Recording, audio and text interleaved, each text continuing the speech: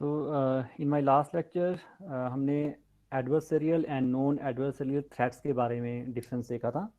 और जब हमने एडवर्सरियल थ्रेट्स के ऊपर फोकस किया था तो हमने एक उसके अंदर जो है एक एग्जांपल या फिर थ्रेट इवेंट को भी कवर किया था। ठीक है, टुडे जो लास्ट टाइम एक चीज़ छूट गई थी, ठीक है, उसे मैं बता देता हूँ। ये इन दोनों में डिफरेंस क्या है, what is the difference between threat sources and threat events. देखिए, थ्रेट सोर्स होगा और जब वो सोर्स एक्टिवेट हो जाएगा तो वो एक इवेंट को रिजल्ट करेगा। जैसे फॉर एग्जांपल हम घर से बाहर जा रहे हैं, ताला चाबी आपने लगा दिया, चाबी आपने गमले के नीचे रख दी फॉर एग्जांपल। ठीक है, तो आपके मन में थ्रेट, एक डर सा रहेगा, खतरा सा रहेगा कि यार किसी को पता ना लग गया हो कि चाबी वहां पे रखी है। लेकिन चोर को जब पता लग गया, उसने खोल दिया, तो वो थ्रेट इवेंट कहलाएगा। उससे पहले वो थ्रेट का सोर्स था। ठीक है, तो ये डिफरेंस है। यानी कि ये कब होगा, देखिए, if the system is vulnerable, अगर आपका सिस्टम वीक है, वीकनेस है आपके सिस्टम में, सिक्योरिटी सिस्टम में, कंप्यूटर सिस्टम में या नेटवर्क में, तो threat sources can lead to threat event.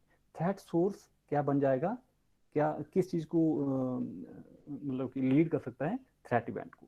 तो थ्रेट इवेंट की डेफिनेशन देखें, इट इज एन इंसिडेंट और situation that could potentially cause undesirable consequences और impacts.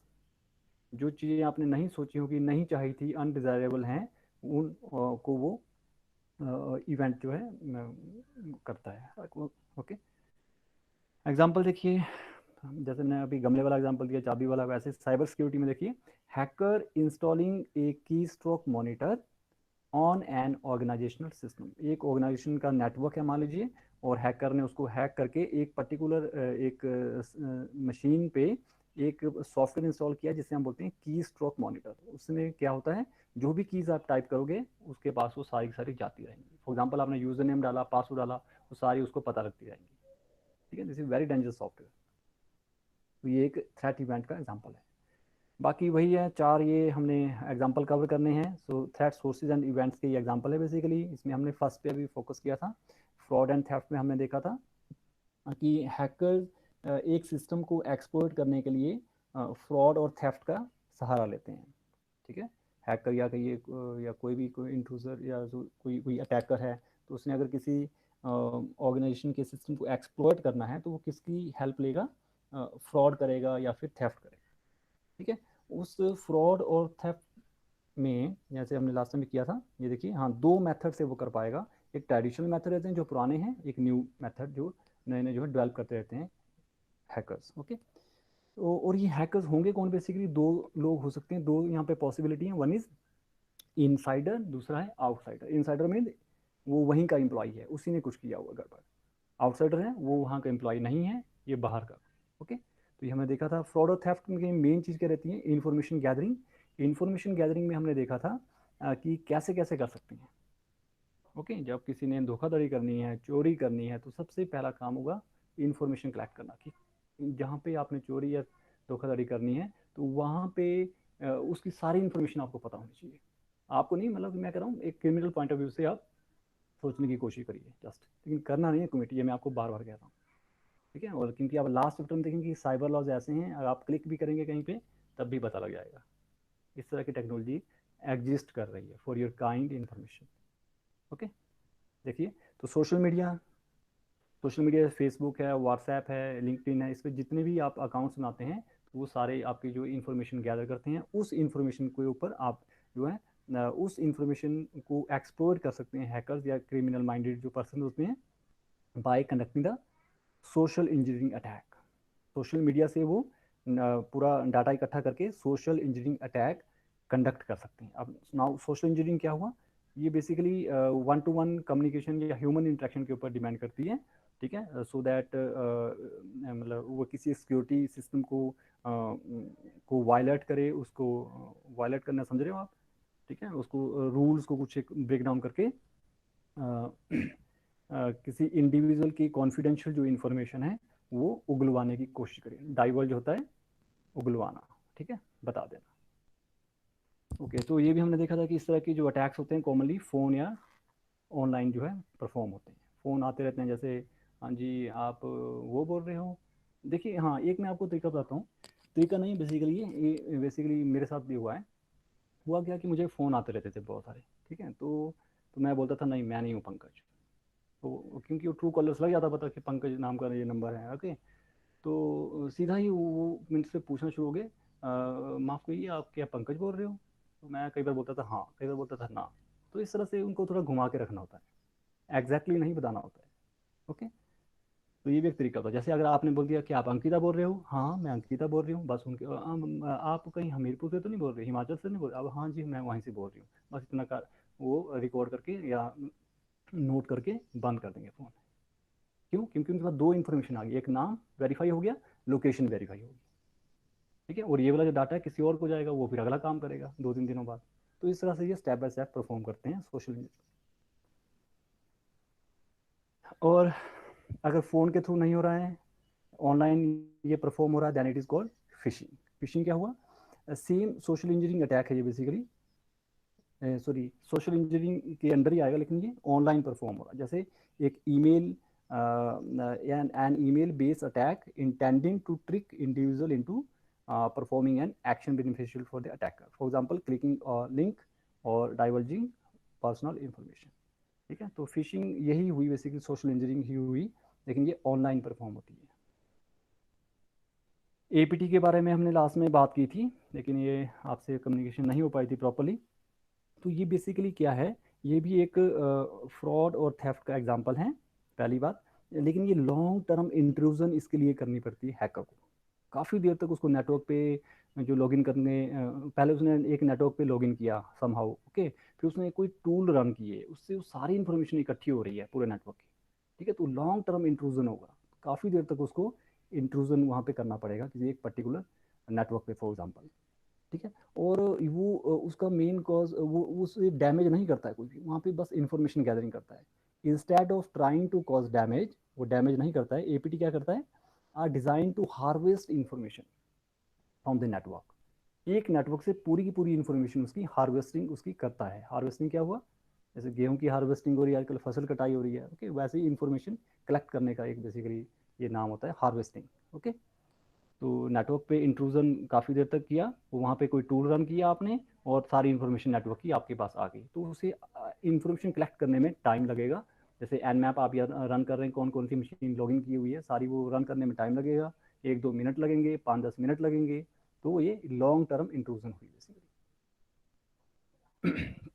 And once enough information through the network has been gathered, एक बार सारी information जब इकट्ठी हो गई, अटैकर उसका जो है बैक डोर वहाँ पे क्रिएट कर सकता है। बैक डोर क्या हुआ, ये मैंने फर्स्ट चैप्टर में आपको ये असाइनमेंट भी दी हुई है, ये आपने ढूंढना है। बैक डोर हुआ बाईपास करता है ये बेसिकली सिक्योरिटी मैकेनिज्म का, ठीक है, देखना इसे, okay. Second is insider threat. देखिए अभी तक हम कहाँ पे थे बेसिकली, वी वर हेयर, ठीक है। फर्स्ट हमने कवर कर लिया है, we have cover this one fraud and theft. हम कवर क्या कर रहे हैं, एडवर्सरी थ्रेट्स के सोर्सेज और इवेंट्स को हम कवर कर रहे हैं, जिसमें से हमने पहला कवर कर लिया फ्रॉड एंड थेफ्ट। अब हम सेकंड पे जा रहे हैं, इनसाइडर थ्रेट। देखिए इसे क्या होता है, insider threat as a name employees, जैसे होते हैं ना भीतर घाती बोलते हैं जैसे हम हिंदी में, ठीक है। घर का भेदी लंका डाए, ये इस तरह के कुछ एक मुहावरे हैं, राइट। वो यहाँ पे आपको थोड़ा सा कोरिलेट करने की कोशिश मैं कर रहा हूँ। तो उसी तरह की सिचुएशन है यहाँ पे। इनसाइडर थ्रेट का मतलब है आपकी एक ऑर्गेनाइजेशन है, ठीक है, आपको अपने करंट या फिर पुराने एम्प्लॉय से खतरा है।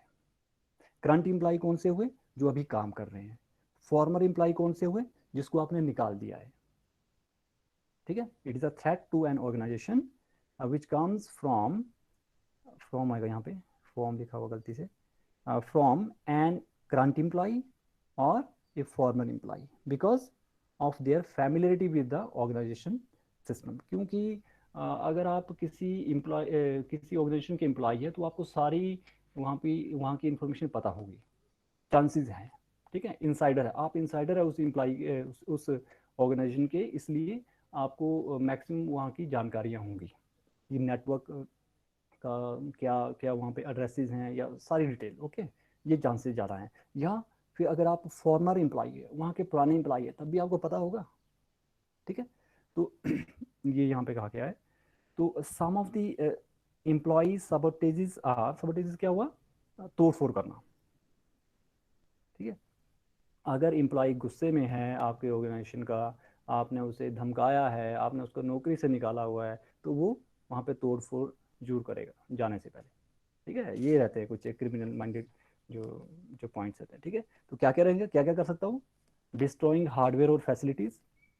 हार्डवेयर को जाती बार, तो जैसे आपने एक एम्प्लॉय को निकाल दिया, तो गुस्से में उसने 3-4 सर्वर को लाते मार दी है, वो पावर प्लग को खींच लिया, पावर शट डाउन कर दिया, कुछ भी वो कर सकता है जाते जाते। ओके, तो डिस्ट्रॉइंग हार्डवेयर, या वो किसी फैसिलिटी को वहाँ पे डिस्ट्रॉय कर सकता है, या planting malicious code that destroys programs और डाटा। आपके नेटवर्क में या आप एक सिस्टम पे कुछ एक प्रोग्राम्स या डाटा को वो डिस्ट्रॉय कर सकता है। कैसे? Planting malicious code. Malicious code हुआ मालवेयर वगैरह जितने भी रहते हैं वायरसेस वगैरह से, वहाँ पे कुछ प्लांट कर सकता है। ठीक है, इंसर्ट कर सकता है। और third, entering data incorrectly, holding data और डिलीटिंग डाटा। मान लीजिए आप डाटा एंट्री का वहाँ पे काम करते थे, आपको निकाल दिया है, तो आप जाती बार क्या करोगे? उस डाटा को इनकरेक्टली एंटर करोगे।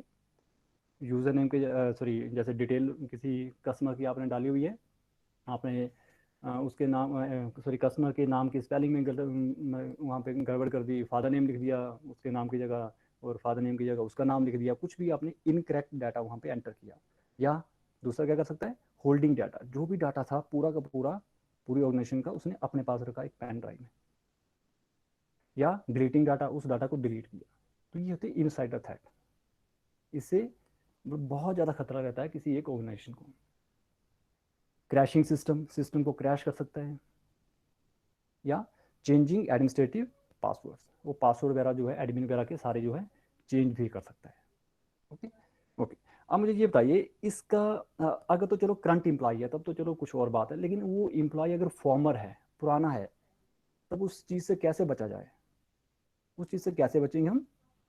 जैसे ही आपने एम्प्लॉय को फायर किया, उसको निकाला जॉब से, तो इमीडिएटली आपको उसके सारे एक्सेस जो है डिसेबल करने होंगे, ताकि वो लॉगिन कर ही ना पाए। उसका यूज़र नेम आपने डिसेबल कर दिया, ब्लॉक कर दिया, वट ये सबसे पहला काम रहता है। ओके, या दूसरा, हाँ, ये करने के बाद आल्सो ही और शी, जो भी आपने एम्प्लॉय को फायर किया हुआ निकाला है, should be escorted of company premises. एकदम से उसको एस्कॉर्टेड ऑफ हुआ, मतलब आपने गनमैन को बुलाया और जाओ इसको बाहर धक्के मार कर निकाल दो, होता ना मूवी में, जाओ निकल जाओ मेरी कंपनी से, और एक जैसा आता है एक सिक्योरिटी वाला उसको पकड़ के बाहर धक्के मार के बाहर निकालता, तो वैसा करना पड़ता है ये बेसिकली। ठीक है, तो आप इंफॉर्मेशन सिक्योरिटी के पॉइंट ऑफ व्यू से कैसे करोगे कि उसका जो यूज़र नेम पासवर्ड है उसको आप डिसेबल करोगे, और उसको सुरक्षा के साथ कहूँगा मैं, तो उसको कंपनी से बाहर ले जाएंगे, ताकि वो कुछ तोड़ फोड़ ना कर पाए, क्योंकि काफ़ी सेंसिटिव चीज़ें होती हैं यहाँ पे। तो हम ट्रेनिंग पर्पज़ से, हमारा एक ही सर्वर है यहाँ पे, बट बड़ी बड़ी ऑर्गेनाइजेशन की जब हम बात करते हैं, डाटा सेंटर की बात हम करते हैं, आप अंदर बैठे हो, आपको निकाल दिया गया, तो जाते जाते कुछ ना कुछ तो करोगे आप। ठीक है, तो उन चीज़ों से बचने के लिए ये पॉइंट्स यहाँ पे दिखे। So this is all about insider threat. Third is malicious hacker. ये देखिए, हमने फ्रॉड एंड थेफ्ट कर लिया, इनसाइडर थ्रेट कर लिया, अब थर्ड आज हम करेंगे मैलिशियस हैकर। ठीक है, तो इसको शुरू करने से पहले एक बार मैं रिकॉर्डिंग यहाँ पे स्टॉप करूँगा।